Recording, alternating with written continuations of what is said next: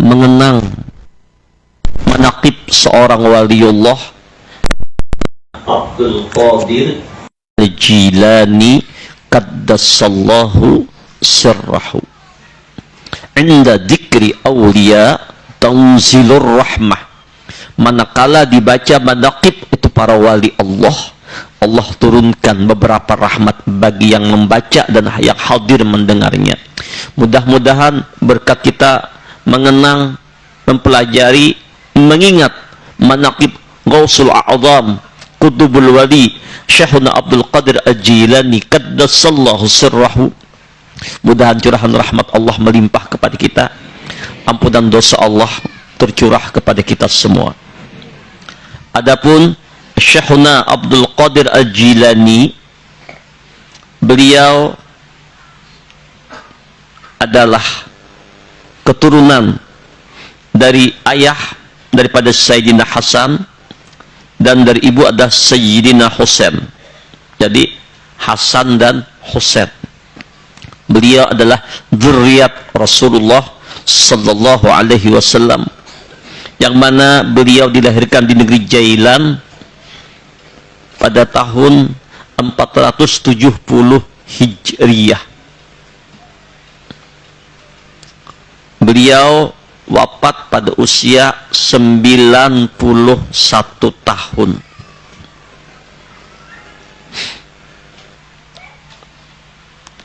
Menurut keterangan bunda beliau ketika melahirkan beliau, usia ibu beliau sudah sepuh, yaitu umur 60 tahun. Jadi orang 60 tahun itu bisa saja melahirkan, ada mustahil kalau dikehendaki oleh Allah.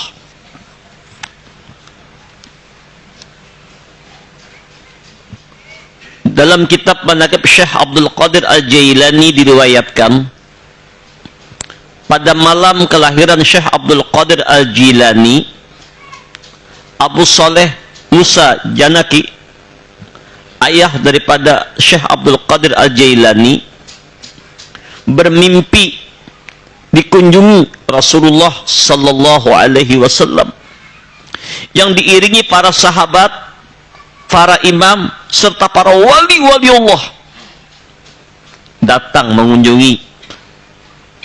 Lalu Rasulullah berkata, "Wahai Abu Saleh, kau akan dikaruniai putra oleh Allah. Putramu itu bekal mendapat kedudukan tinggi di hadrat Allah di atas para wali-wali lain, sebagaimana kedudukanku di atas para nabi. Anakmu itu juga merupakan anakku, ya Rasulullah, kesayanganku dan kesayangan Allah." Diriwayatkan pada malam hari ketika Syekh Abdul Qadir Al-Jilani dilahirkan, beliau diberi cahaya terang benderang sehingga orang kada mampu melihat cahaya itu. Itulah hakikatnya, tajalinya, jahirnya cahaya atau nurnya Muhammad sallallahu alaihi wasallam. Sejak bayi, bila tiba bulan Ramadan, di siang hari Syekh Abdul Qadir Al-Jilani ini bila dikasih susu oleh ibunya enggak mau nyusu, dikasih makan enggak mau. Pas ketika waktu berbuka baru beliau mau menyusu. Artinya mulai halus Syekh Abdul Qadir Al-Jilani ini beliau sudah puasa. Allahumma shalli ala sayyidina Muhammad wa ala ali sayyidina Muhammad. Di antara karamah Syekh Abdul Qadir Al-Jilani dalam kitab Asrarut Talibin, suatu hari Syekh Abdul Qadir Al-Jilani beliau bertemu seorang muslim yang sedang berdebat dengan seorang Nasrani. Setelah memperhatikan dengan seksama apa yang menjadi sebab perdebatan itu, ternyata mereka saling membanggakan nabinya.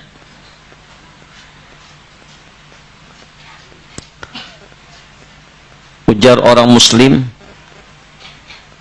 nabi kami nabi yang paling mulia, nabi akhir zaman, baginda Muhammad sallallahu alaihi wasallam. Mendengar itu, seorang Nasrani berkata, bukan, nabi kami Nabi Isa yang paling mulia. Mendengar perdebatan itu, Syekh Abdul Qadir Jailani bertanya kepada orang Nasrani tersebut, apa sebabnya engkau mengatakan bahwa Nabi Isa lebih sempurna, lebih mulia daripada Nabi kami Muhammad sallallahu alaihi wasallam? Apa kata orang Nasrani tersebut? Nabi kami Nabi Isa mempunyai keistimewaan, beliau sanggup menghidupkan orang yang sudah mati. Nah, itu kelebihannya. Mendengar itu, maka Syekh Abdul Qadir Jailani pun melanjutkan pertanyaannya. Hei saudaraku, apakah kau tahu aku ini bukan nabi, melainkan hanya pengikut Nabi Muhammad sallallahu alaihi wasallam. Aku ini umatnya Nabi Muhammad sallallahu alaihi wasallam. Ujar orang Nasrani, "Nggih, aku tahu." Nah, Syekh Abdul Qadir Jailani, jika sekiranya aku bisa menghidupkan kembali orang yang sudah mati, apakah engkau masih beriman kepada agama Nabi kami Muhammad sallallahu alaihi wasallam? Jadi orang Nasrani, ya, kalau memang kau menghidupkan, aku beriman. Jadi Syekh Abdul Qadir Jailani, ayo kita cari kuburan. Telah mencari kuburan, maka ditunjuklah satu kubur yang usianya sudah 500 tahun. Tuhan benar tuh, setengah apa? Setengah abad, 50 tahun aja. 5 abad.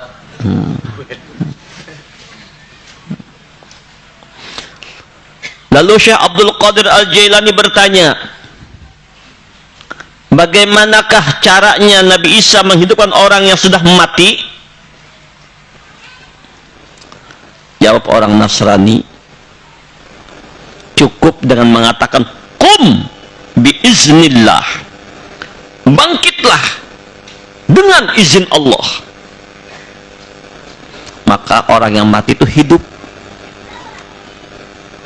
Oh, ya Syekh Abdul Qadir, begitu ya. Sekarang perhatikan, aku umat Rasulullah, dengar baik-baik Presiden. Nah, lalu beliau menghadap ke arah kubur sambil berkata, "Qum biizni, bangun dengan izinku." Kalau Nabi Isa, "Qum biiznillah."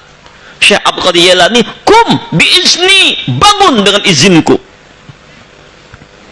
Mendengar ucapan itu, Nasrani tercengang, heran. Belum habis herannya, kubur yang di hadapan mereka itu terbelah dua, lalu keluarlah sosok mayat dari dalamnya sambil bernyanyi. Oh, keluar langsung bernyanyi. Ternyata mayat itu bahari waktu hidupnya katuju bernyanyi. Makanya hati-hati, bila katuju main bola, keluar bisa main bola toh. Maka sekarang demam bola luar biasa, disampaikan ada beguringan, tahan. Allahu Akbar. Tahajud tertinggal, subuh parai, asik nonton bola.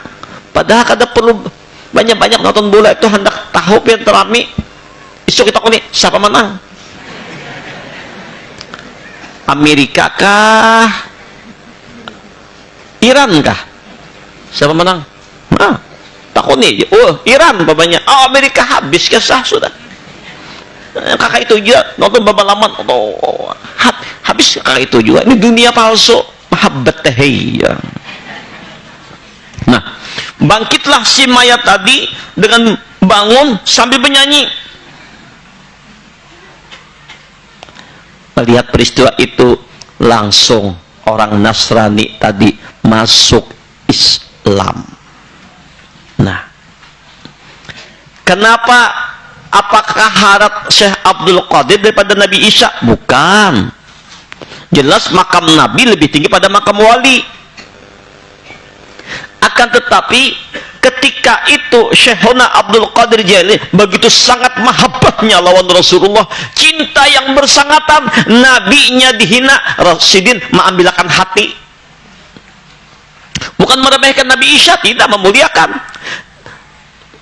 Kalau Nabi Isa kum biiznillah, Syekh Abdul Qadir Jailani sini duduk di makam pana wal baqa, hilang wujud akwan, sini kada lagi jahirnya pada Syekh Abdul Qadir, tapi namanya untung kum itu Allah Ta'ala juga lewat tajalinya Syekh Abdul Qadir Jailani, hilang sidin kum biizni, bangun dengan izinku, bangkit. Jadi jangan disalahkan juga, sesedang pana wal baqa. Kita sudah sering mendengar karamat-karamat Syekh Abdul Qadir Al-Jailani, maka mari kita bersama-sama mendengarkan beberapa nasihat dari Syekhuna Abdul Qadir Al-Jailani untuk kita semua. Ujar sidin, bila Allah mengabulkan doa seseorang hamba dan memberinya apa yang dia minta, bukan berarti kehendak Allah itu kalah oleh kehendak si hamba. Bukan berarti pula tintah takdirnya belum kering dan pengetahuannya terhadap kehendak si hamba itu belum final. Yang terjadi justru sebaliknya. Permohonan atau doa si hamba itu sesuai dengan kehendak Allah dan masa yang diinginkan, sehingga doa itu terkabul pada waktu yang memang telah ditentukan oleh Allah sebelum Allah takdirkan. Allah takdirkan di alam jahir, dalam qada Allah sudah terjadi. Nah, jadi bukan berarti Allah tuh terpaksa menggawiakan kada. Sesungguhnya ketika seseorang berdoa, inya berdoa itu pun sudah ditakdirkan oleh Allah. Inilah makna ayat kulla yaumin huwa pishan. Setiap hari Allah sibuk, artinya sibuk selalu mengatur. Jadi siang dan malam dalam aturan Allah seluruh alam semesta dan segala planet-planet alam semesta, manusia, bangsa binatang, malaikat, jin, binatang, semua yang ada di alam semesta diatur oleh Allah. Allah yang mengaturnya, Allah yang menatanya. Jadi kita ini diatur, bukan mengatur, semuanya dalam aturan ketentuan Allah. Maknanya apa? Kulla yaumin huwa pishan, ini ujar Syekh Abdul Qadir Jailani, Allah telah membuktikan, menzahirkan, merealisasikan takdir pada waktu yang telah Allah tentukan. Dengan demikian Allah tidak memberikan sesuatu kepada seorang di dunia ini karena doanya semata. Demikian pula sebaliknya, dia tidak menjauhkan sesuatu darinya lantaran doanya semata. Adapun tentang hadis yang mengatakan wala yaruddul qadha illa doa, tak ada yang bisa menolak takdir kecuali doa, maka jawabannya demikian jasidin. Maksud dari hadis tersebut adalah tidak ada yang bisa menolak takdir kecuali doa yang ditakdirkan dapat menolak takdir itu. Demikianlah halnya seorang hamba. Di akhirat nanti dia tidak akan masuk surga karena amal baik yang telah diperbuatnya selama di dunia, melainkan rahmat kasih sayang Allah lah yang membuatnya masuk surga. Akan tetapi Allah akan memberikan derajat kepada hamba-hambanya di surga nanti sesuai kadar amal mereka masing-masing. Jadi makna hadis wala yaruddul qadha illa bid doa, illa doa, Tidak ada yang bisa merubah takdir kecuali dengan doa. Artinya bukan berarti Allah itu kalah lawan makhluk, kada. Kalah dengan doa, kada. Pokoknya besok itu terjadi pacang tabrak mobil. Malam ini pian berdoa, akhirnya kada jadi ketabrak mobil. Nah, doa malam ini pun adalah takdir, ketentuan dari Allah juga. La yughairu qada illa bil qada. Ada berubah qada itu dengan qada yang Allah tentukan juga. Nah, kemudian dalam sebuah hadis, Aisyah radhiyallahu anha bertanya kepada Rasulullah, annaha sa'alat Nabiy sallallahu alaihi wasallam, hal yadkhulu ahadun jannata bi'amalihi? Ujar Rasulullah, ujar Aisyah radhiyallahu anha, wahai Rasulullah, apakah seorang hamba akan masuk surga lantaran amalnya? Faqala la, kada ya Rasulullah, bukan karena amalnya. Birahmatillah, melainkan dengan rahmat Allah. Faqalat wala anta. Lalu Aisyah bertanya, pian pang ka itu juga kah? Faqala wala ana, aku pun demikian pula ujar Rasulullah, illa ayatagammana Allah birahmatihi wa wada'a yadahu ala hamatihi. Ujar Rasulullah, hai Aisyah, aku pun demikian pula, kecuali ujar sidin Allah memberikan kasih sayangnya kepadaku. Rasul mengatakan itu sambil meletakkan tangannya di atas kepala. Artinya Rasulullah mengingatkan kepada kita semuaan, siapa saja termasuk aku ya Rasulullah, masuk surga bukan karena amal ibadahku, tapi masuk surga semata-mata karena rahmatnya Allah.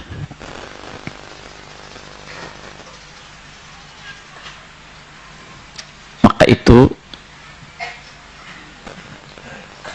janganlah kita mengandal amal ibadah kita. Janganlah kita mengandalkan kekuatan ilmu kita. Qul bifadlillah wa birahmatihi fabidzalika falyafrahu huwa khairum mimma yajma'un. Katakanlah oleh wahai Rasulullah kepada umatmu, dengan karunia Allah, dengan rahmat Allah, hendaklah kalian bergembira. Yang demikian itu lebih baik daripada apa yang kalian kumpulkan. Artinya Allah Ta'ala menyuruh hati kita senang, himung, gembira, bahagia dengan karunia dan rahmat Allah.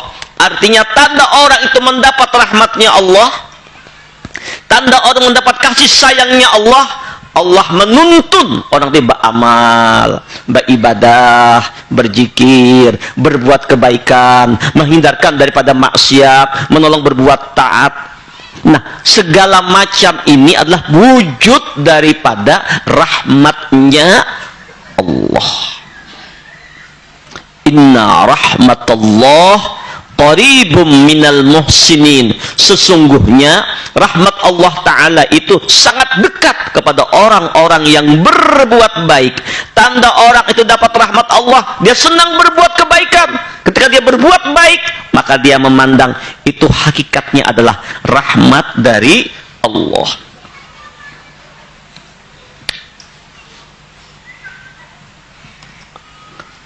Jadi sesungguhnya Allah itu tidak punya kewajiban lawan kita untuk memenuhi janji atau memasukkan orang itu ke dalam surga. Itu kada wajib bagi Allah, atau masuk orang ke dalam neraka itu kada wajib bagi Allah. Tuzais fa'alul lima yurid. Allah bebas berbuat sekehendak Allah. Memasukkan surga kasih pulang, ke neraka itu terserah Tuhan, kada ada kewajiban. Akan tetapi tanda orang yang digariskan oleh Allah menjadi calon ahli surga, Allah tuntun, Allah bimbing dengan rahman rahim Allah, dengan rahmatnya Allah untuk dalam ketaatan. Tapi orang yang bekas nyemplung ke dalam neraka, orang tersebut tidak mendapat tuntunan, bimbingan dari Allah. Akhirnya dia jalannya sesat. Yudillu mayyasha wa yahdi mayyasha. Allah sesatkan siapa yang dikehendaki, Allah beri petunjuk siapa yang dikehendaki.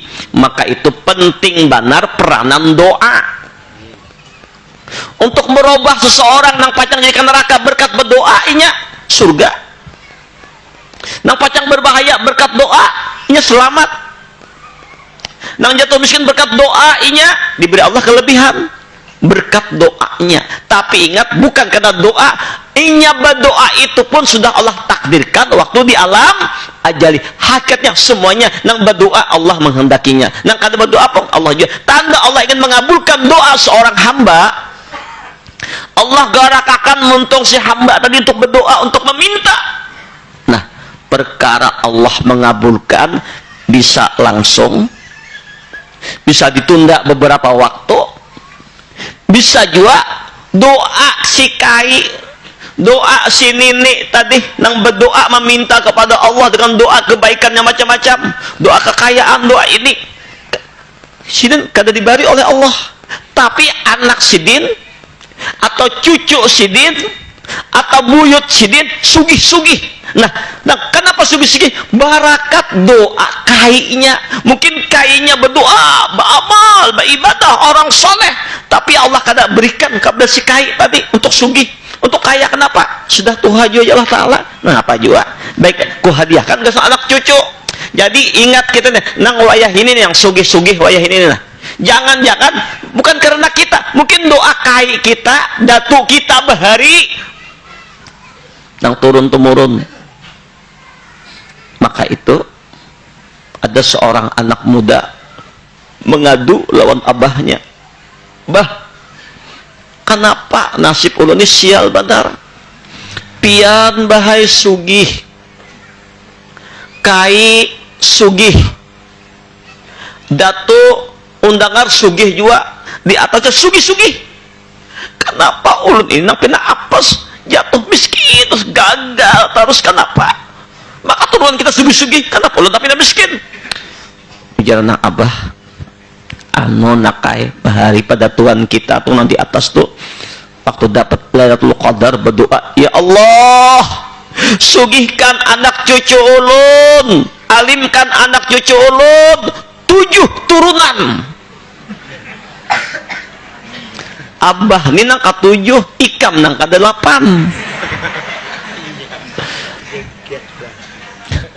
Makanya kalau kawan jangan minta 7 turunan, turun temurun. Doanya turun temurun, meminta turun temurun.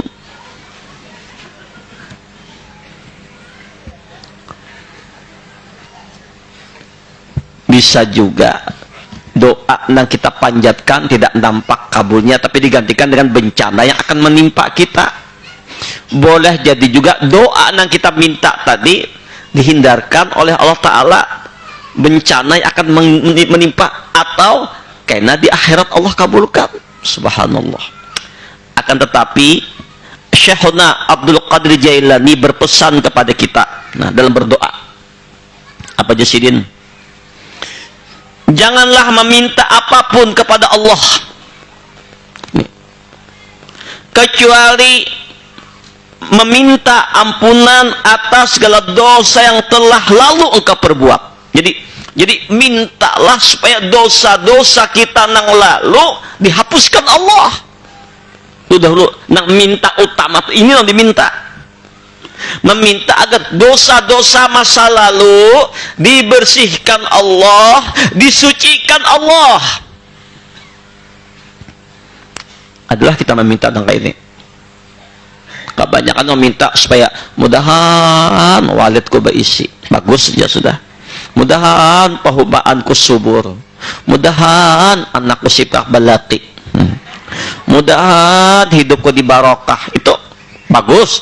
Tapi ujar Syekh Abdul Qadir Jailani, jangan minta nang lain dulu, minta kepada Allah agar dosa-dosamu diampuni oleh Allah.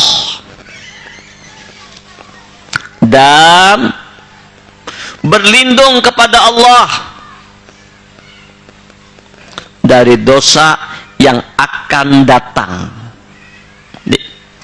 Minta ampuni dosa yang telah lalu dan berlindung kepada Allah dari memperbuat dosa yang akan datang. Ini yang kita minta oleh Allah Ta'ala.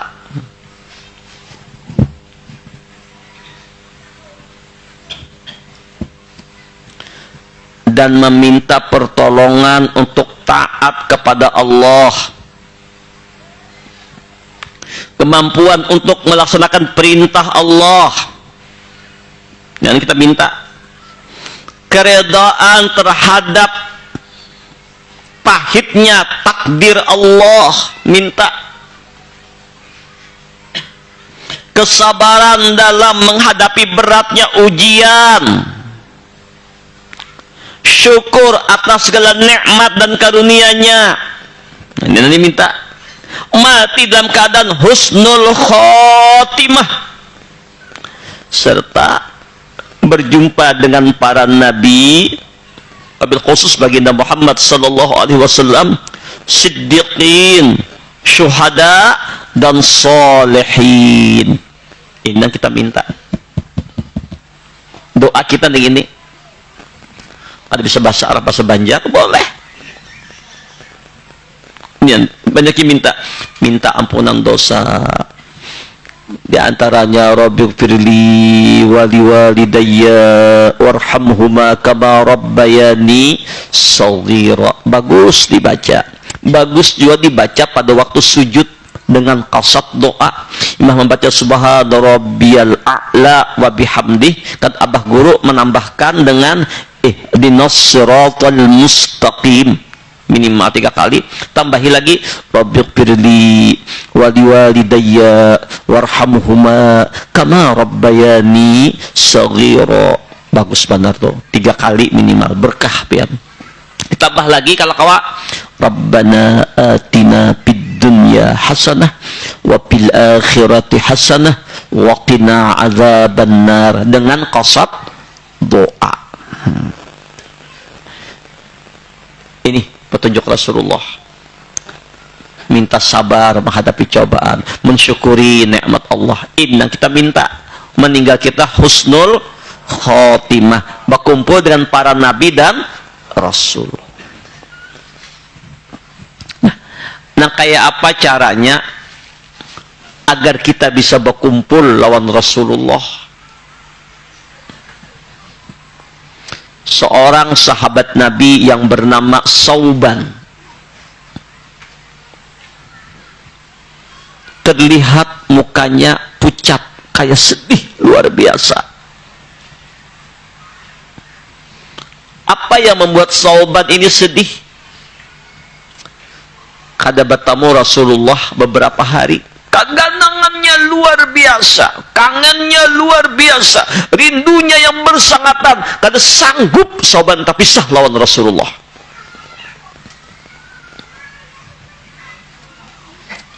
Lalu Sauban menemui Nabi. Hai Sauban, ya Rasulullah, kenapa engkau murung? Apa yang membuat engkau bersedih? Ya Rasul, ulun memikirkan nasib ulun ya Rasul. Ulun sehari saja di dunia ini tidak melihat wajah pian, keganangannya luar biasa. Kada sanggup ulun kalau kada menatap wajah pian sehari saja, sesaat saja, tapi sah lawan pian ulun kada sanggup ya Rasul. Hampa hidup ini, kada ada artinya hidup tanpa pian ya Rasul. Ulun tak pikir bagaimana nanti di akhirat. Ulun di dalam neraka, pian di surga yang paling tinggi. Nah kayak apa nasib ulun tapi sah lawan pian ya Rasul? Bukan neraka tapi sahnya lawan pian. Kalaupun ulun Allah takdirkan di dalam surga juga, ya Sauban, paling surganya surga yang paling bawah, pian puncak surga. Ulun tak pisah pulang lawan pian ya Rasul. Ulun kada mau pisah lawan pian ya Rasul. Kada sanggup, tapi salah di dunia sehari saja tapi sah kada sanggup, apalagi di akhirat ulun kada sanggup ya Rasul. Menangis sauban. Adakah perasaan semacam ini tertanam dalam diri kita masing-masing para jamaah? Kerinduan yang bersangatan kepada Rasulullah. Mungkin kita tidak pernah jumpa dengan Nabi secara jasmaniah kita, tapi kita rindu yang bersangatan. Kadang-kadang suatu saat kita mendengarkan salawat dibaca, rindu bersangatan lawan Rasulullah. Kadang-kadang bisa bercucuran air mata mendengar salawat dibaca. Kok kenapa itu? Padahal kita pernah nggak ketemu. Kan orang yang rindu itu yang pernah bertemu baru rindu. Kada pernah bertemu lawan kawan kada pernah bertemu, maulah rindu. Rindu udah pernah ketemu baru rindu. Kok kenapa kita nggak jumpa dengan Nabi di dunia ini? Kok rindunya bersangatan? Kenapa? Sebenarnya kita sudah jumpa dengan Rasulullah waktu kita berada di alam arwah, berkumpul lawan Rasulullah. Beliau membimbing seluruh roh ini dibimbing oleh Nabi. Itu ujar Rasulullah, kuntu nabiyan wa adam baina roh wal jasad. Aku ini udah jadi nabi, ujar Rasulullah, sedangkan Adam antara roh dan jasad. Belum Allah ciptakan Adam, Rasulullah udah jadi nabi di alam arwah, membimbing, menuntun, menjelaskan tentang bagaimana ma'rifat ilallah. Bahkan ketika Allah menanya kepada seluruh roh, alastu bi rabbikum, hai roh-roh barataan, bukankah aku ini Rabbmu?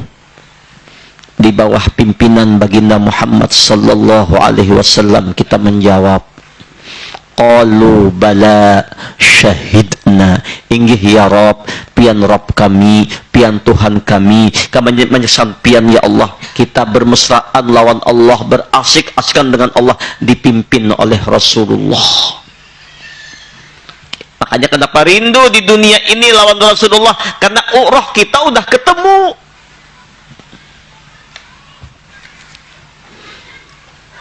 Mendengar pernyataan Sauban yang sangat rindu dan gelisah kalau nggak kumpul Nabi di surga. Apa jawab Rasulullah? Ya Sauban, anta man ahbabta. Hai Sauban, engkau bersama apa yang kau cintai.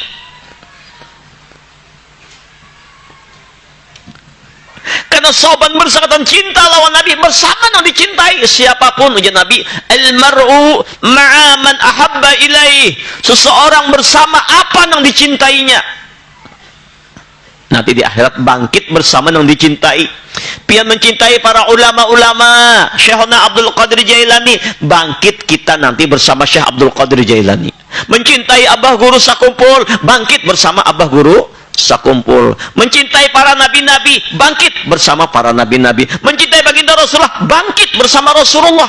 Ini soal cinta. Padahal ukuran amal ibadah ada apa-apanya kita dibandingkan para aulia, para nabi. Dibandingkan Rasulullah tidak ada apa-apanya.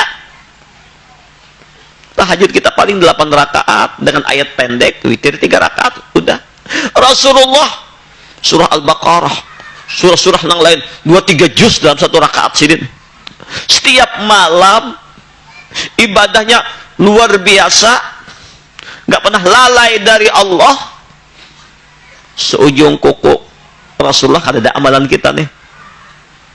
Tapi Allah memberi kemuliaan bagi para pencinta dengan sakedudukan lawan Nabi di dalam surga, sakampung lawan Rasulullah.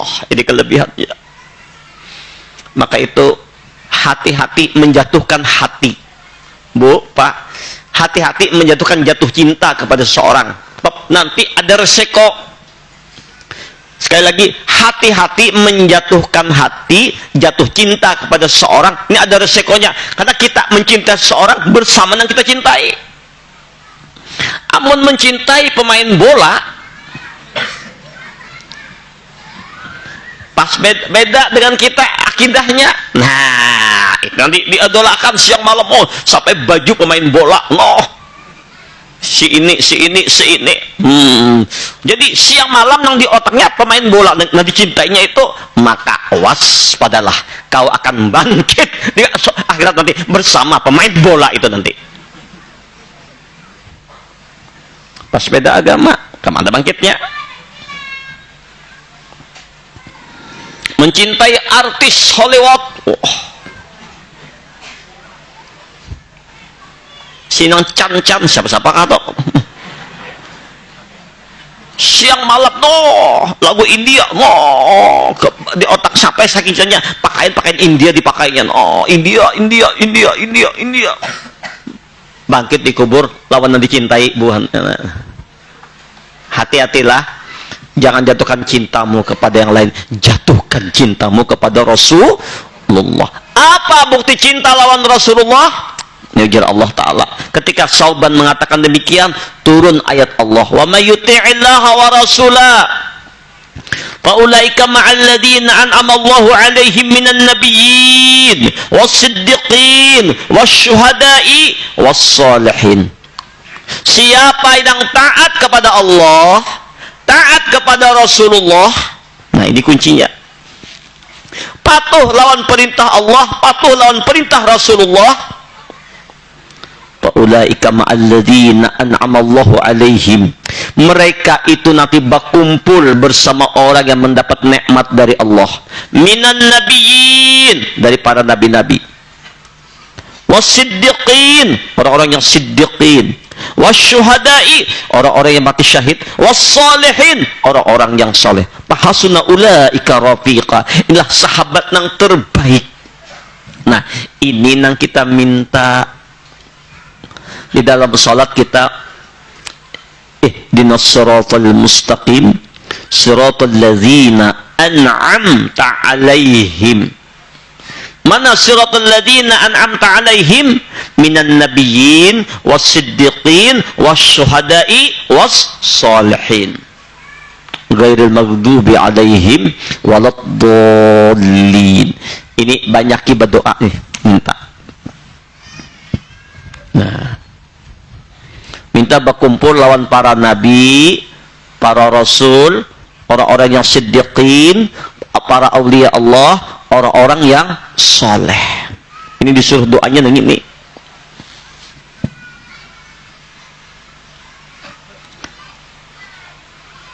Ujar Sidin pulang, pesan Syekh Abdul Jailani, jangan pula kau meminta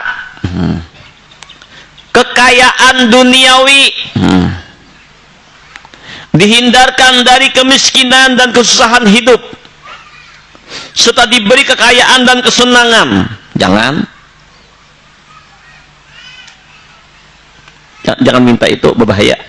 Sugih hakan, banyaklah sugih, banyak terjelapak, banyaklah sugih, itu KPK mengurus.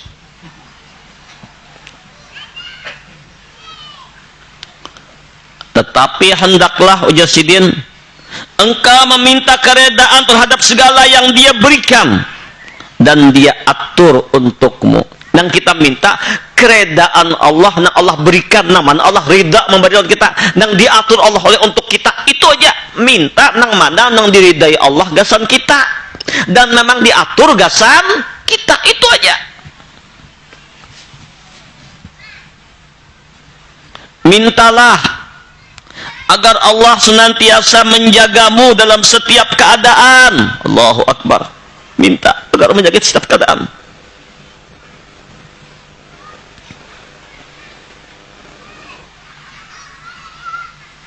Mintalah agar Allah senantiasa menjagamu dalam setiap keadaan, tempat dan ujian yang dia berikan kepadamu, hingga dia membawamu ke kondisi yang sebaliknya, sebab kau tak tahu di manakah kebaikan itu berada, dalam kemiskinan atau kekayaan. Bisa aja dalam miskin rajin beramal, rajin beribadah,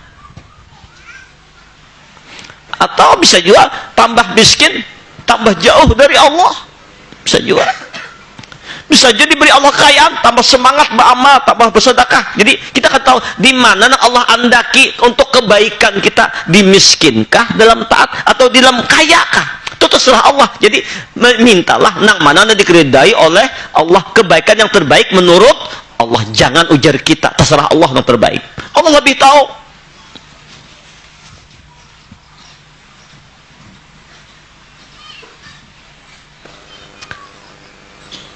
Dalam kesulitan atau dalam kebahagiaan,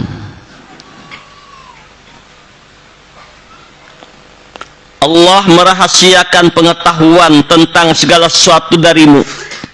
Hanya Dia yang mengetahui baik buruknya sesuatu perkara untukmu. Nah, jadi ini bisa aja di dalam sedih, di dalam penderitaan, kita tambah dekat dengan Allah. Bisa jadi dalam kesenangan kita tambah dekat, nih masih tergantung. Jadi bila diberi Allah kesedihan, maka berbaik sangkalah.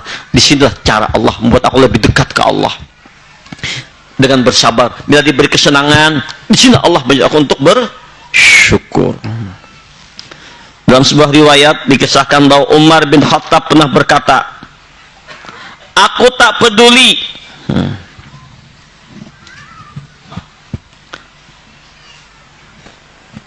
apa aku memasuki pagi hari, apakah dalam kondisi yang aku sukai maupun aku benci, sebab aku tak tahu dalam kondisi apa kebaikan itu berada. Umar mengatakan itu tak lain karena dia reda sepenuhnya terhadap segala perbuatan Allah dan merasa tenang atas segala pilihan dan ketetapan Allah.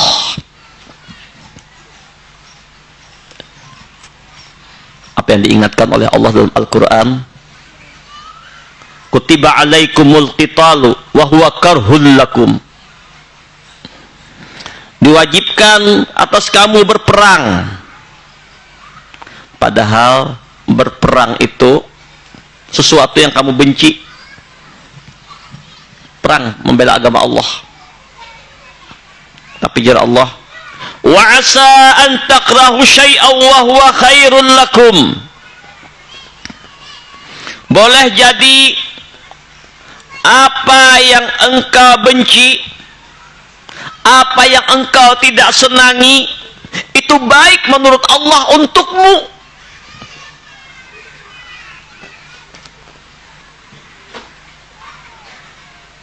Menurut nafsu kata ketujuh, Pak, nafsu ini Pak bertentangan dengan ibadah.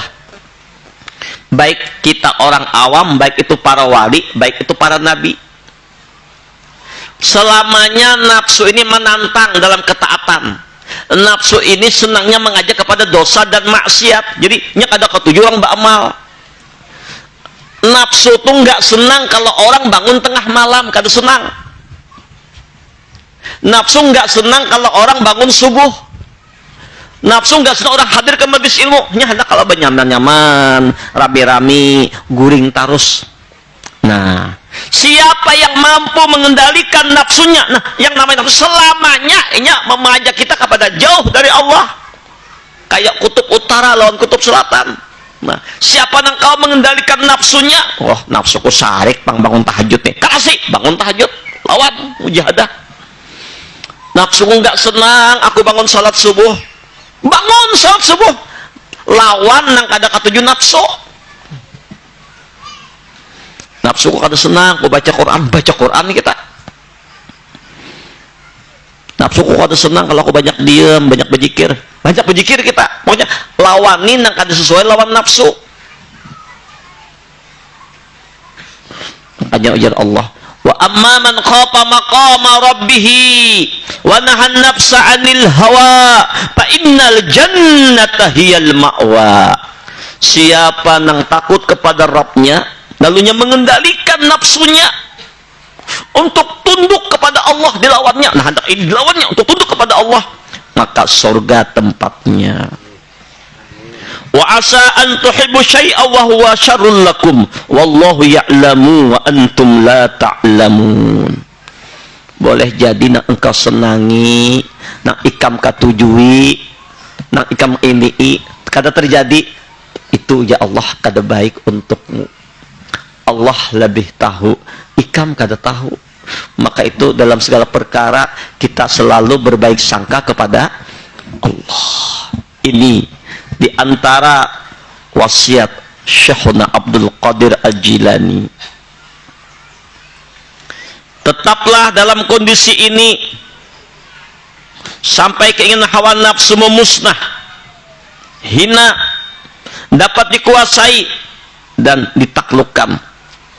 Lantas musnah pula kehendak dan angan-anganmu, dan keluarlah segala makhluk dalam hatimu. Tak ada yang tersisa di dalam hatimu kecuali Allah. Ketika itu hatimu akan dipenuhi dengan cinta kepada Allah, dan niatmu untuk mencapainya menjadi tulus. Setelah itu dengan perintahnya, tujuan dan kehendakmu akan dikembalikan lagi kepadamu melalui perintahnya untuk mencari bagian-bagianmu di dunia dan di akhirat. Nah, pada titik ini Ujasidin, kau akan meminta bagian-bagian itu kepada Allah, dan kau akan mencari sesuai perintah Allah. Jika Allah memberi bagian-bagian itu, kau akan bersyukur dan menikmatinya. Jika menahannya darimu, maka kau pun tidak akan marah, tidak sakit hati atau menuduh Allah pelit, sebab kau tidak mencari berdasarkan hawa nafsu dan kehendakmu, karena hatimu telah terbebas dari itu semua. Kau semata-mata hanya mengikuti perintah Allah untuk berdoa. Semoga ketentraman dan kedamaian Jasidin dilimpahkan kepadamu semua. Kita hanya berdoa, ini bukan berarti menuduh Allah, kan tahu tugas kita hanya berdoa, yang menentukannya Allah. Subhanallah. Inilah diantara beberapa pesan nasihat dari Syekhuna Abdul Qadir Al-Jailani kepada kita semua. Mudah-mudahan Allah Subhanahu wa ta'ala menjadikan hati-hati kita semua kosong dari yang lain selain Allah. Tujuan kita hanya mencari ridha Allah. Teruslah berdoa, berhajat, meminta kepada Allah. Minta apa? Allahumma inna nas'aluka ridhaka wal jannah wa na'udzubika min sakhatika wan nar. Kami mohon kepadamu ridhamu dan surgamu, dan bebaskan dari siksa api neraka dan murkamu. Allahumma a'inni ala dzikrika wa syukrika wa husni ibadatik. Ini doa-doa yang Nabi anjurkan. Allahumma a'inni ala dzikrika, ya Allah tolong ulun untuk berzikir kepadamu, wa syukrika, mensyukuri nikmatmu, wa husni ibadatik, baiknya ibadah ulun ya Allah. Mari kita berisi Allah yang maha segala-galanya. Minta adalah minta agar dosa kita yang lalu dihapuskan Allah, dan Allah jagakan daripada maksiat dosa yang akan datang. Allah wafatkan kita dalam keadaan husnul khotimah, bersabar dapat cobaan, bersyukur dapat ujian, berkumpul lawan para nabi, para rasul, siddiqin, syuhada, solehin. Ini yang kita minta kepada Allah, maka doa-doa ini akan diijabah oleh Allah. Ini saja kajian kita sore ini, mudahan ada hikmah dan manfaatnya insyaallah.